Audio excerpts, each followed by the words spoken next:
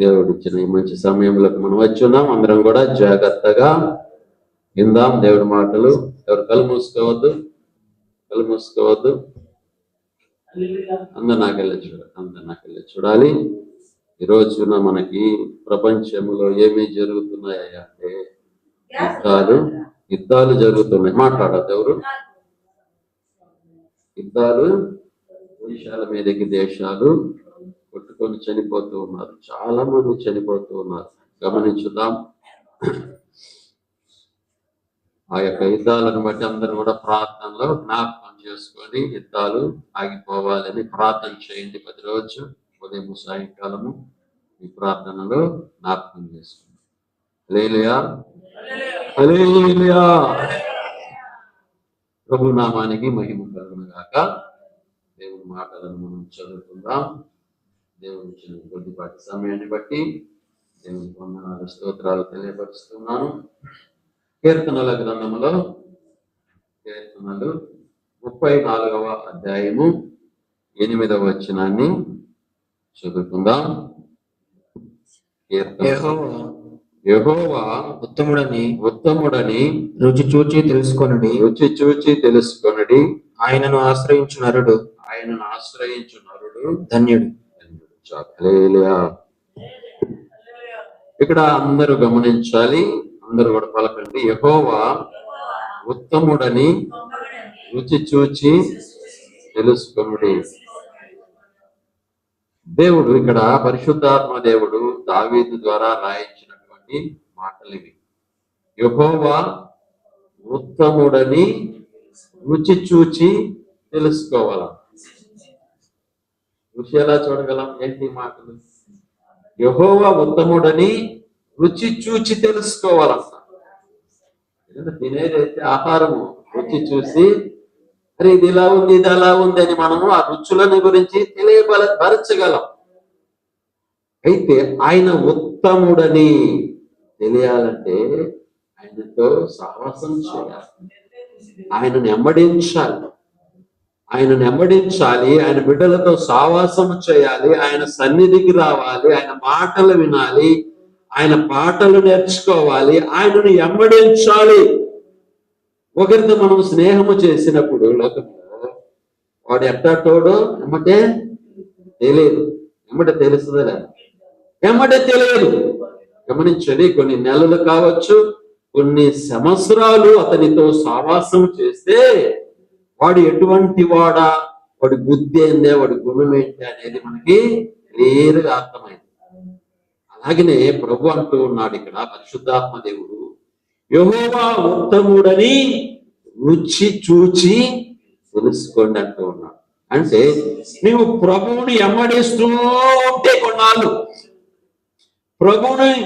నువ్వు ఎమ్మడిస్తూ ఉంటూ ఆయన చెప్పినట్లుగా చేస్తూ నడుచుకుంటూ ఉంటే ఆయన ఎటువంటి వాడో అర్థమవుతాడండి. హల్లెలూయా. ప్రభు నామానికి మహిమ కలుగును గాక.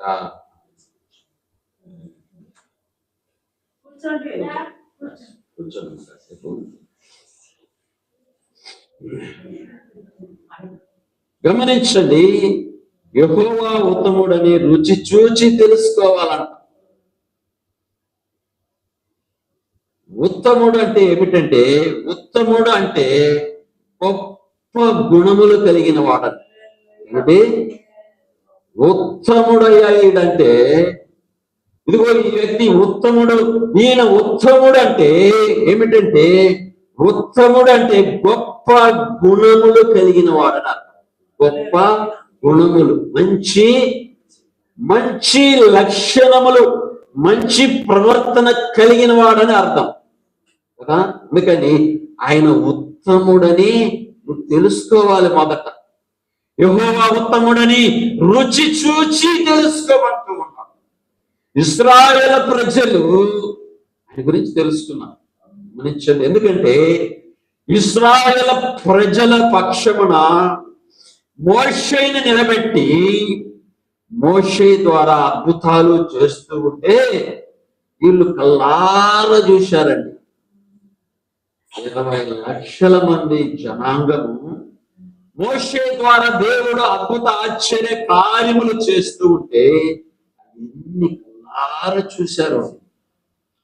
ఆయన ఎంతటి వాడు, ఈ భూమి ఆకాశంలో కలుగజేసినటువంటి యెహోవా దేవుడు ఎంతటి వాడు, ఎటువంటి వాడు, ఆయన బలమైన కార్యములు చేయగలవాడు అని ఆయన గురించి తెలుసుకున్నారు.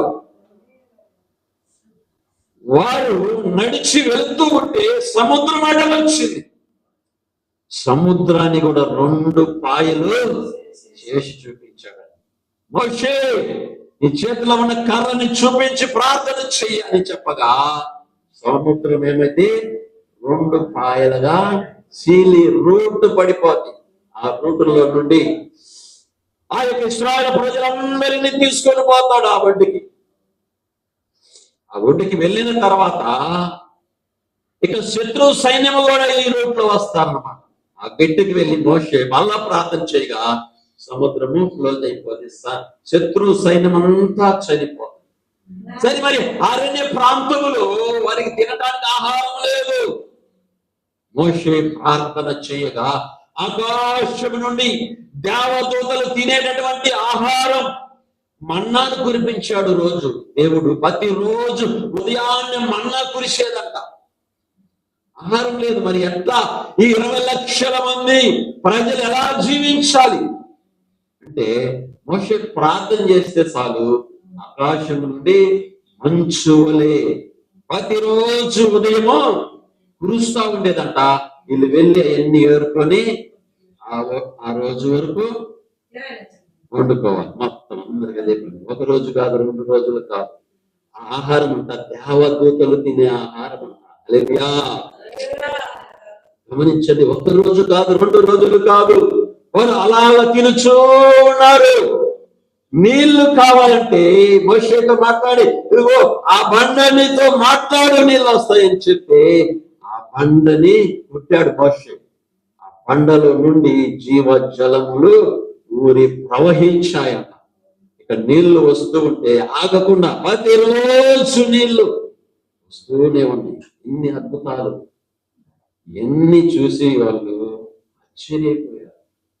అటువంటి అద్భుతాలు అప్పుడే కాదండి, ఇప్పుడు కూడా దేవుడు చేస్తూ ఉన్నాడు. ఎవరైతే నమ్మకం ఆయన మీద ఉంచి, ఆయన మీద పూర్తిగా నమ్మకం ఉంచి, ఆయనతో సహవాసము కలిగి, ఆయన బిడ్డలతో సహవాసము కలిగి, ఆయన మందిరానికి వస్తూ, ఆయనని వెంబడిస్తూ, ఆయనను స్తుతిస్తూ, ఆయనను ఆరాధిస్తూ నువ్వు జీవిస్తూ ఉంటే నీ జీవితంలో కూడా అద్భుతాలు దేవుడు చేస్తాడు. మా జీవితంలో ఎన్నెన్నో చేశాడు, ఎన్నో చూశాము. అలాగనే మీ అందరి జీవితంలో కూడా ఆయన చేస్తాడు. ఆయన ఉత్తముడని రుచి చూచి తెలుసుకోవాలంట. యెహోవా ఉత్తముడని రుచి చూచి తెలుసుకోవాలంట. ఉత్తముడు అంటే గొప్ప గుణ లక్షణములు గలవాడు, మంచి ప్రవర్తన కలిగి ఉన్న వ్యక్తి అని అర్థము. అందరికంటే మంచివాడని అర్థం. హల్లెలూయా. అందరికంటే ప్రపంచంలో ఉన్న మనుషులందరికంటే ఆయన మంచివాడని అర్థం.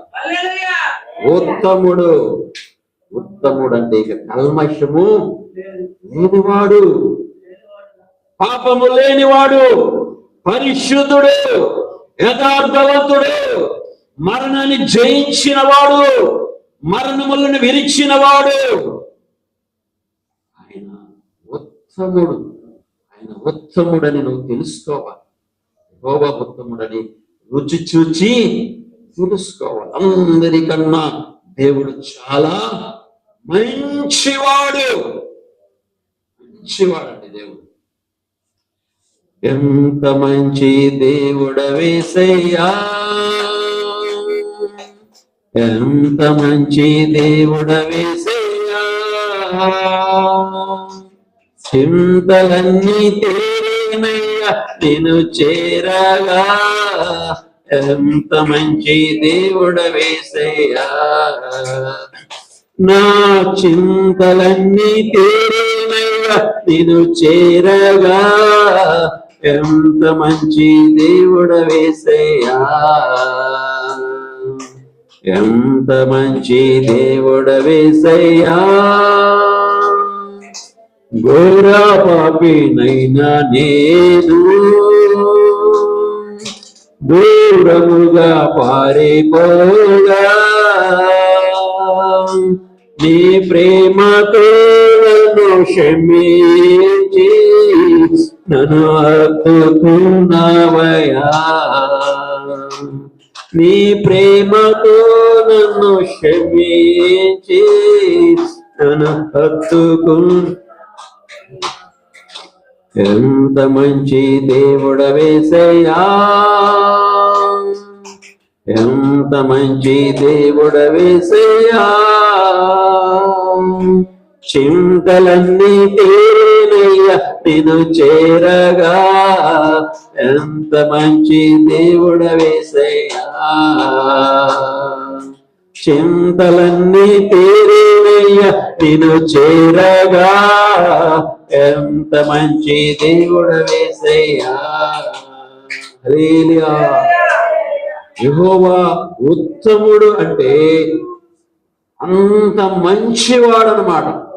యెహోవా ఉత్తముడని రుచి చూచి తెలుసుకోమని దేవుని యొక్క వాక్యం మనకి తెలియపరుస్తూ ఉన్నదండి. ప్రభు నామానికి మహిమ కలుగును గాక.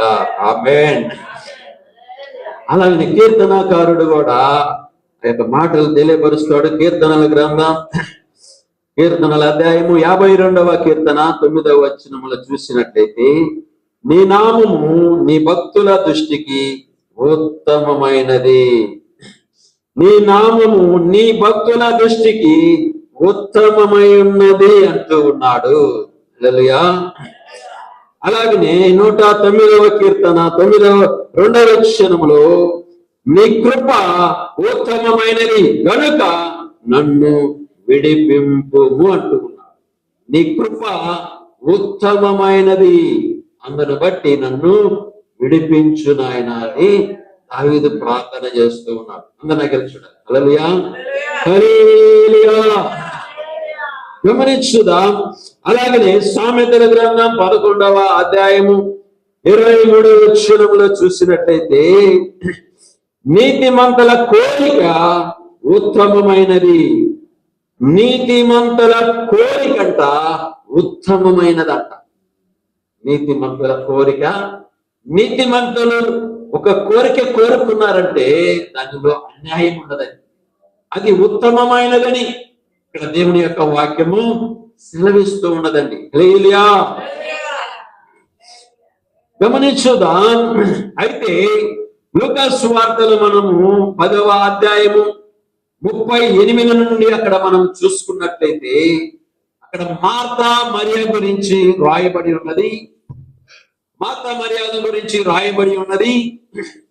అయితే యేసు ప్రభు ఉన్నటువంటి దినాలలో, అందరు నాకు చూడాలి, అది యేసు ప్రభు ఉన్నటువంటి దినాలలో యేసు ప్రభు మార్తా మరియ వారింటికి వెళ్ళాడు. వారింటికి వెళ్ళినప్పుడు మార్తా మరియ వీళ్ళిద్దరూ కూడా ఎంతో సంతోషముగా ప్రభువుని చేర్చుకున్నారు. ప్రభు కూర్చొని ఉండగా మార్తా పరిగెత్తుకుంటా ఇంటిలోనికి వెళ్ళి ఇంటి లోపల అనేకమైనటువంటి పనులను పెట్టుకున్నారు. ఎందుకని?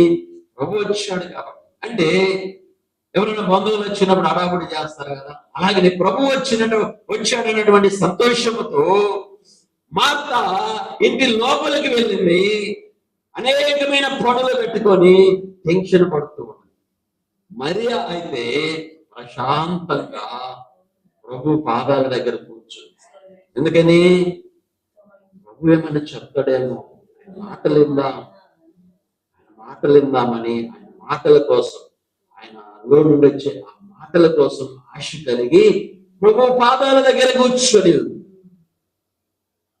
ప్రభు పాదాల దగ్గర కూర్చొనుంటే ఈ మార్తా లోనికి వెళ్ళి టెన్షన్ పడుతూ అనేకమైన పనులు పెట్టుకొని చూస్తూ ఉన్నది. సమయం అయిన తర్వాత మరలా తిరిగి వచ్చి, ప్రభా నీకు చింత లేదా?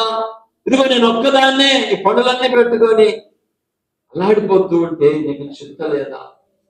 మర్యాదను పంపించవచ్చు కానీ ప్రభు మీదనే దండిస్తూ ఉన్నది. హల్లెలూయా. గమనించండి, విస్తారమైన పనులు పెట్టుకొని చింతపడుతూ ఉన్నది, అక్కడ కలవరపడుతూ ఉన్నది మార్త. అయితే అక్కడ ప్రభు ఏమన్నాడంటే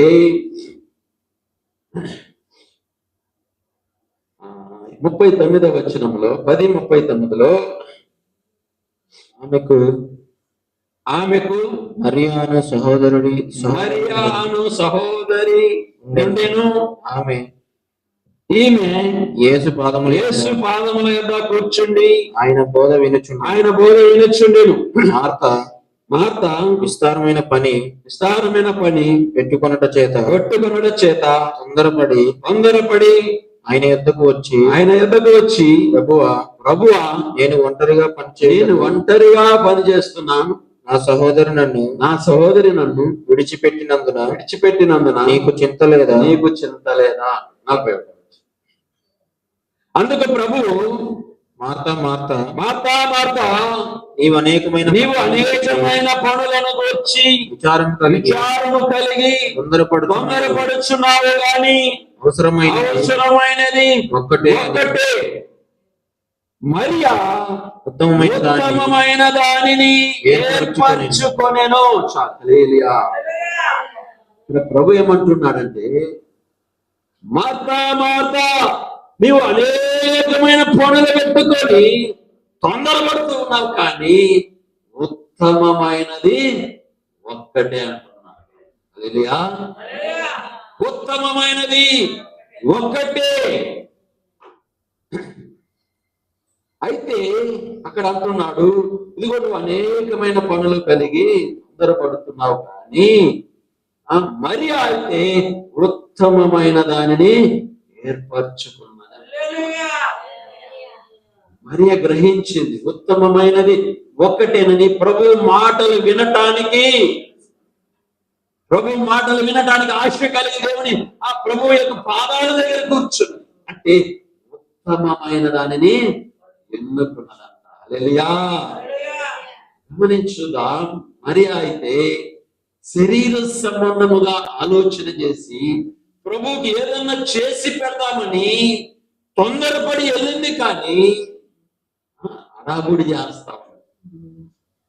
ఈ యొక్క మరియ అయితే ఆత్మ సంబంధముగా ఆలోచన చేసింది. గమనించుదాం, ఆత్మీయంగా ఆలోచన చేస్తే శాశ్వతమైనది, మేలు కలిగినది, ఉత్తమమైనది ఏమిటంటే దేవుని వాక్యం వినటం వలన నీకు విశ్వాసం వస్తుంది. దేవుని వాక్యం వినటం వలన నీకు విశ్వాసం వస్తుంది. నీ విశ్వాసం ఏమి చేస్తుంది అంటే నిన్ను పరలోకానికి చేరుస్తుంది. హల్లెలూయా. చాలా మంది గమనించుదా, అనేక మందిరాలకు చూస్తూ ఉన్నాను నేను కూడా. చాలా మంది మందిరానికి వస్తారు, కానీ పాటలు పాడేటప్పుడు పాటలు పాడదు. గమనించండి, పాటలు పాడేటప్పుడు పాడి నేర్చుకుందామే ఆలోచన ఉండదు. పాటలు పాడేటప్పుడు నిద్రపోతాం, లేకపోతే ఏదో అనాలోచనతో ఉంటూ ఉంటారు. ఆదివారం వస్తుంది, మందిరానికి వెళ్ళాలనే అన్నటువంటి ఆలోచన చాలా మందికి తక్కువ. ఆదివారం వస్తుంది, రేపు ఆదివారమే, ఈరోజు మనం జాగ్రత్త పడదామే అనే ఆలోచన చాలా మంది చేయలేదు. ఆదివారం రాగానే ఏమైందంటే ఉదయాన్నే ఆ రోజే గుడ్డలన్నీ ఉతకడానికి రెడీ చేస్తున్నారు. అవునా?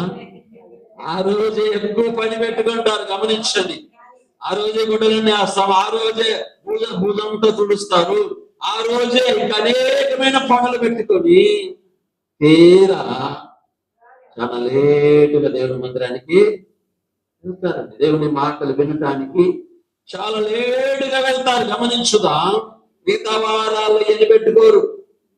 మా ఇంట్లో కూడా చాలాసార్లు వచ్చా నేను, చాలాసార్లు వచ్చి అలా చేయొద్దు.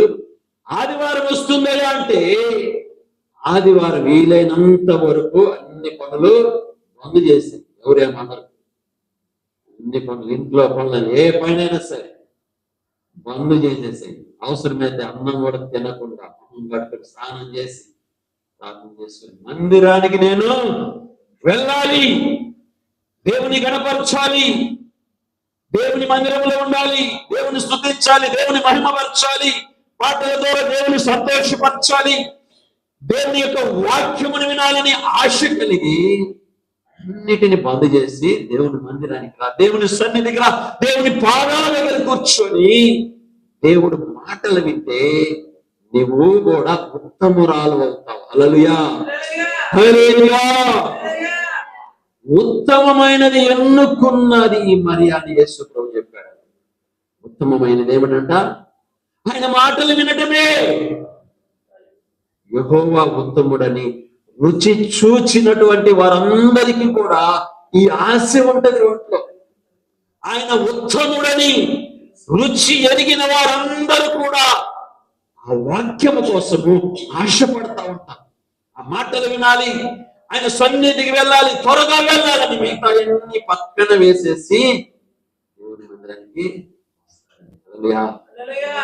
పాటలు పాడేటప్పుడు పాటలు నేర్చుకోవాలని ఆశ కలిగి, ఆరాధన చేసేటప్పుడు కళ్ళు మూసుకొని ఆరాధన చేయాలి, ఆత్మతో సత్యముతో ఆయన ఆరాధన చేయాలి, ఆయనను గణపరచాలనేటువంటి ఆలోచన వాక్య సమయంలో దేవుని మాటలు శ్రద్ధగా వినాలని ఒక ఆశ. అలా ఉంటేనే నీవు కూడా ఉత్తమురాలు అవుతావు. హల్లెలూయా. గమనించుదాం, ఆమెంట మరి అంట ఉత్తమమైనది ఎన్నుకున్నది అని ప్రభువే సాక్ష్యం ఇచ్చాడు. ఎందుకని అంటే ప్రభు పాదాల దగ్గర కూర్చొని ప్రభు ఏం చెప్తాడో విందామని ఆశ కలిగి ఉన్నది. అన్నం గురించి ఆలోచన చేయలేదు. గమనించుదాం, ఆత్మ సంబంధమైనటువంటి ఆహారం గురించి ఇక్కడ మరి ఆలోచన చేసి మనందరికీ కూడా ఆత్మ సంబంధమైనటువంటి ఆహారం గురించే ఉండాలి. హల్లెలూయా, హల్లెలూయా. గమనించండి, అలాగనే ఇశ్రాయేలు ప్రజల యొక్క జీవితంలో కూడా ఉత్తమమైనటువంటి దేశానికి మిమ్మల్ని నడిపిస్తామన్నాడు దేవుడు. ఉత్తమమైనటువంటి పరలోక రాజ్యం ఉన్నది. ఇదిగో ఇశ్రాయేలు ప్రజలందరితో కూడా దేవుడు వాగ్దానం చేశాడు. ఏమని అంటే ఉత్తమమైనటువంటి పట్టణం ఉన్నది మీకోసం, అదే యెరూషలేము. అక్కడికి వెళ్ళాలంటే మీరు జాగ్రత్త కలిగి నా కట్టడలన్నీ అనుసరించి నడుచుకుంటే మిమ్మల్ని అక్కడికి నడిపిస్తాను.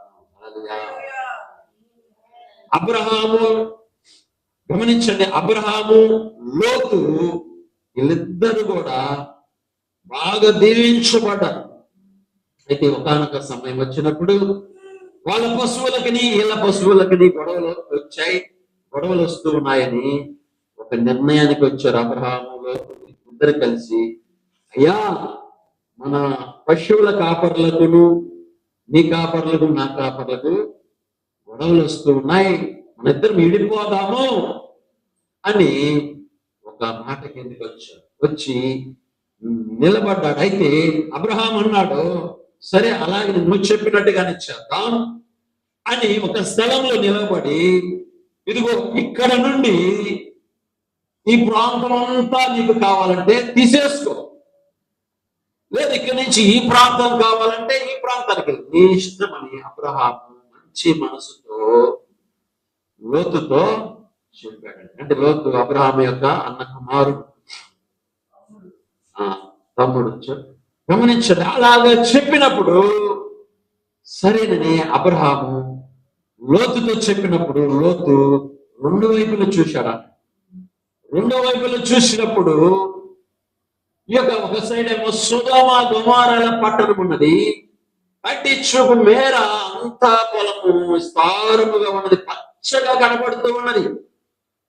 ఎలా కనబడుతూ ఉన్నదంటే శ్రేష్టముగా ఉత్తమమైనదిగా కనబడతా ఉన్నది.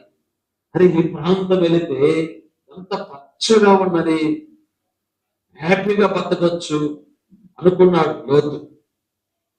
అబ్రహాము చూడండి, మంచి మనసు కలిగిన వాడు, నీకే శాంతి చేస్తున్నా, నీ ఇష్టం, నువ్వు నాకు ఏదైనా పర్వాలేదు, నాకు దేవుడే ఉన్నాడని లోతుకు చెప్పినప్పుడు లోతు మంచిది ఉత్తమమైనది కనపడుతుంది, కంటికి కనపడుతున్నదని ఎన్నుకొని సొదొమ గొమొర్రాల వైపు వెళ్ళాడు.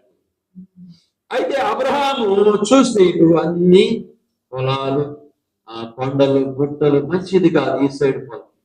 సరే, ఏదేమైనా దేవుని యందు విశ్వాసం ఉంచి దేవుడే ఏమైనా చేయగలడని అలాగనే అబ్రహాం వెళ్ళిపోయాడు. కొన్ని సంవత్సరాలు గడిచిన తర్వాత దేవుని యొక్క ఉగ్రత ఎవరి మీదకి వచ్చిందంటే సొదొమ గొమొర్రాల పట్టణం మీదకి వచ్చింది. అంటే సమృద్ధిగా ఉన్నది ఆ పట్టణం, బహుగా దీవించబడ్డారు ఆ ప్రజలు. అయితే ఏమైంది అంటే పాపం విస్తరించిపోయినది. దేవునికి వ్యతిరేకముగా ఆ ప్రజలందరూ ఉంటూ ఉన్నారు. అందుకని దేవుని కోపం, దేవుని ఉగ్రత ఆ పట్టణం మీదకి వచ్చింది.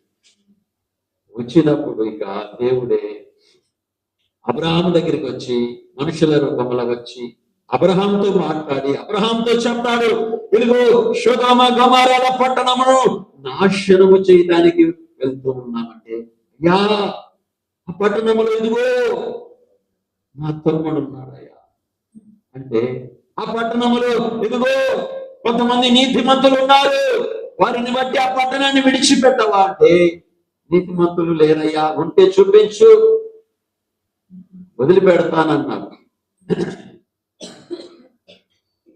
ఆ విధంగా ఆ పట్టణంలో నీతిమంతులే కనపడలేదు. లోతు వాళ్ళ కుటుంబం వరకే నీతిమంతులుగా ఉన్నారు. కానీ గమనించండి, ఇక లోతు ఉత్తమమైనది అనుకున్నాడు.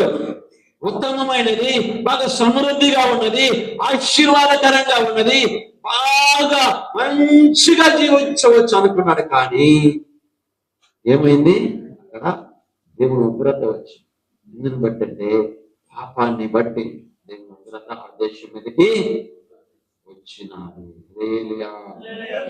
చివరికి ఏమైంది అంటే ఆ యొక్క పట్టణం మీదకి అగ్ని వర్షమును కురిపించి పట్టణం అంతటిని కాల్చివేశాడు దేవుడు. అయితే లోతు యొక్క కుమార్తెలను అంతవరకే, లోతు యొక్క కుమార్తెల వరకే తీసుకొని బయటికి దేవుడే తీసుకెళ్తాడండి. గమనించండి, లోతు అనుకున్నాడు, అబ్బా మంచిగా వదిలేదు అంతా అనుకున్నాడు, మంచిగా ఉత్తమమైనదిగా ఉన్నదిలే, ఇంకా నాకు ఇబ్బంది లేదు అనుకున్నాడు. కానీ ఏమైపోయినది, కూడా వెళ్ళిపోయాడు. చూద్దాం, ఉత్తమమైన వాడు దేవుడు, అన్నిటిని మించినది, అన్నిటికీ పైవాడు, అందరికన్నా మంచివాడు, ఉత్తమమైన దేవుడైనా ఆయనని కాదనుకోకూడదు, ఆయనని మనం సంపాదించుకోవాలి. హల్లెలూయా. 5వ మాట చదువుదాం. ద్వితీయోపదేశ కాండము 6వ అధ్యాయము 19వ వచనాన్ని చదువుకున్నట్టయితే,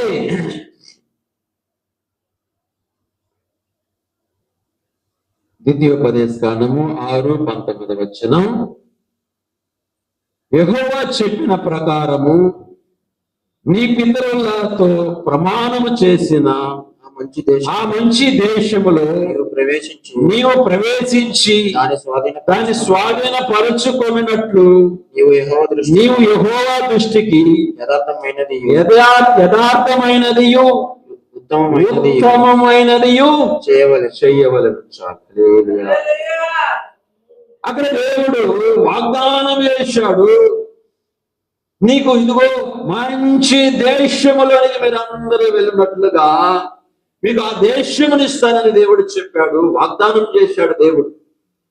ఎటువంటిదంట, ఉత్తమమైనది అంటది. యెహోవా దృష్టికి యథార్థమైనది ఉత్తమమైనది చెయ్యవలెను.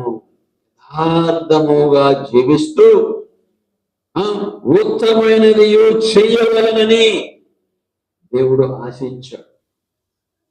అలాగా ఉంటేనే ఆ యొక్క పట్టణాన్ని స్వాధీనపరచుకోగలరు. కానీ అందరికి రాదండి. మనకి కూడా నూతన యెరూషలేమునంచాడు దేవుడు. ఆ కాలంలో ఇశ్రాయేలు ప్రజలకు పాలు తేనెలు ప్రవహించు ఉత్తమమైన దేశమును మీకు ఇస్తానని చెప్పినటువంటి దేవుడు ఈ కృపా కాలంలో మనందరికి, ప్రపంచంలో ఉన్న మనుషులందరికీ కూడా ఉత్తమమైనటువంటి పరలోక రాజ్యమున ఆయన ఇవ్వటానికి సిద్ధముగా ఉన్నాడు. హల్లెలూయా, హల్లెలూయా.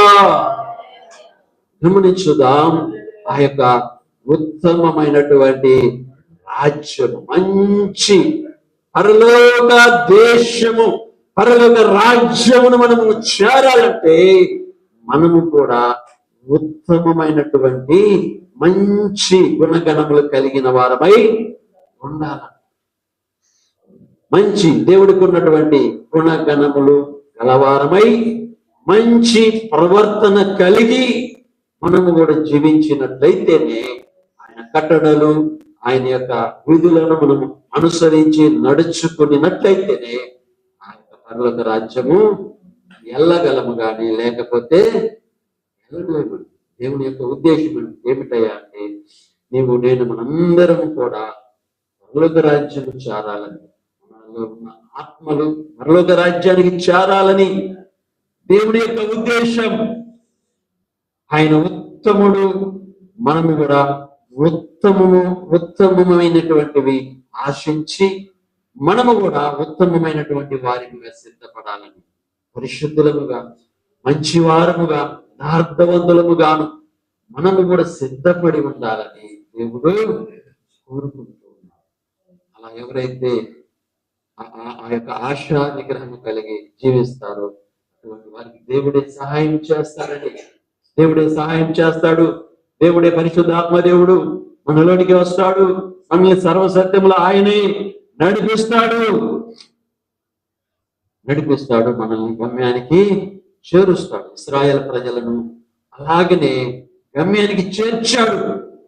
అనేకమైనటువంటి అద్భుత ఆశ్చర్య కార్యములు వాళ్ళ జీవితాలలో చేశాడు దేవుడు. ఎన్నో సంవత్సరాలు ఆకాశం నుండి మన్నా కురిపించాడు, బండ నుండి నీళ్లు ఇప్పించాడు. ఇంకా తిని వాళ్ళకి ఏమైందంటే అన్నమాట, ఆ యొక్క మన్న అంట సుయసయి లేదే ఈ ఆహారం అన్నారట. అలా మళ్ళా కొనుక్కున్నారంట. మాకు నీసు లేదని కొనుక్కుంటే మోషే ప్రార్థన చేయగా అడవిలో నుండి పూరేడు పెట్టలు, సముద్రంలో నుండి చేపలు వచ్చి రాసులుగా పడ్డాయి. అలా ఎన్నో అద్భుతాలు, ఆశ్చర్య కార్యక్రమం. వాళ్ళ బట్టలు మార్చిపోలేదంట చాలా సంవత్సరాలు. వాళ్ళు వేసుకున్న చెప్పులు తెగిపోలేదంట చాలా సంవత్సరాలు. ఎన్ని చాలా అద్భుతాలండి. అప్పుడు అద్భుతాలు చేసిన దేవుడు ఇప్పుడు కూడా ఉన్నాడు. ఆయన యెహోవా, ఆయన దేవుని కుమారుడిగా భూమి మీదకి వచ్చాడు మనుషులను రక్షించడానికి, మనుషుల మీద ఉన్నటువంటి పాపములు, శాపములు, దోషములన్నిటి నుండి విడిపించి రక్షించడానికి, బలియాగము అర్పించడానికి వచ్చాడు. ఆయన యేసుక్రీస్తు ప్రభువు. హల్లెలూయా. ఆయన యేసుక్రీస్తు ప్రభు. ఆయన ఉత్తముడు, ఉత్తమమైన దేవుడు. ఆయనలో లోపము లేదు, ఆయనలో పాపము లేదు, ఆయనలో ఎటువంటి అల్పము లేదు. మంచి దేవుడు, మంచి దేవుడు మనతో ఏం చెప్తూ ఉన్నాడంటే, మనము కూడా ఆ యొక్క ఉత్తమమైనటువంటి క్రియలు, ఆ లక్షణాలు, ఆ గుణగణాలు మనలో చూడాలని దేవుడు కోరుకుంటున్నాడు, ఆశపడుతున్నాడు. ఎందుకని అయ్యా అంటే, ఎందుకోసం అంటే నేను మనందరము కూడా ఆయన రాజ్యము చేరాలని. మాటలు ప్రభు దీవించుగాక. ప్రార్థన చేసుకుందాం. పరిశుద్ధ తండ్రి, గొప్ప దేవ, జీవము గల తండ్రి, మహోన్నతుడమైన దేవ, వందనాలు, స్తోత్రాలు తండ్రి. ప్రభా, కృతజ్ఞతాస్తుతులు చెల్లిస్తున్నాము ప్రభా. గొప్ప దేవుడా, నీకు వందనాలు, స్తోత్రాలు స్వామి. యేసయ్యా, కృతజ్ఞతాస్తుతులు చెల్లిస్తూ ఉన్నాం ప్రభా. గొప్ప తండ్రి, నీకు వందనాలు స్వామి, స్తోత్రాలు తండ్రి. ఇదిగో యెహోవా ఉత్తముడని రుచి చూచి తెలుసుకోండి అన్నావు ప్రభా. కూరలు నాయన, మేము తినేటటువంటి ప్రతి వస్తువు రుచి చూచి తెలుసుకున్నట్లుగా ప్రభా